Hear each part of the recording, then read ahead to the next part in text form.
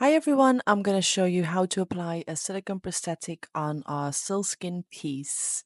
Now what you would need to do is use isopropyl alcohol, and we're going to clean the back and the front with alcohol just to make sure we get rid of that powder residue. Now we're going to use silicone adhesive Neo and Pros-aide. For the actual application, I will apply silicone adhesive on the Sil-Skin and also on the back of the prosthetic. The silicone adhesive is a contact adhesive, so while the two are in contact, it will set. So here I'm just placing it in the center and pressing firmly to get rid of any air bubbles. And then I'm going to go around and make sure that flashing and the edge is nicely flat. You can see it just going around here, making sure it's nice and adhered. Now we're going to use acetone. Acetone will allow us to dissolve the edges and the flashing. So I'm just going to go around here to take that flashing off so we get a nice and seamless transition. Now this is optional. I thought I'll show you as well. So even you can do this on an actual model. So we're going to take a little bit of Pros-aide and I'm going to go around the edges. So that will kind of give an extra protective layer around the edges, so the edges wouldn't lift up. Now, because we use Pros-aide, I'm going to powder this with translucent powder, just because Pros-aide is very tacky and we want to get rid of that excess shine. So we're going to do a really good, nice, thick layer on there and just going around all of that.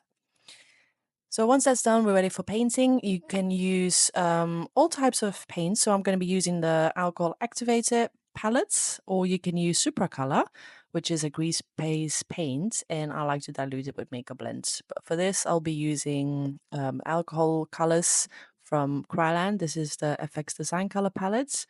As you can see here, I'm just using a variety of different colors. I'm using pinks in there. I'm using purples, reds, yellow, just to pop that the inside of the wound a little bit more.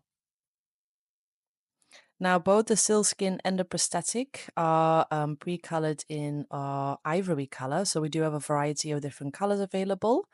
So we have in our range 4 different skin colors, so you can choose which one you would prefer.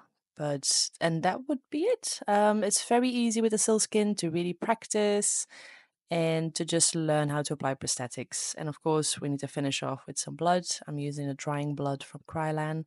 This is an alcohol-based blood, so it will evaporate and dry.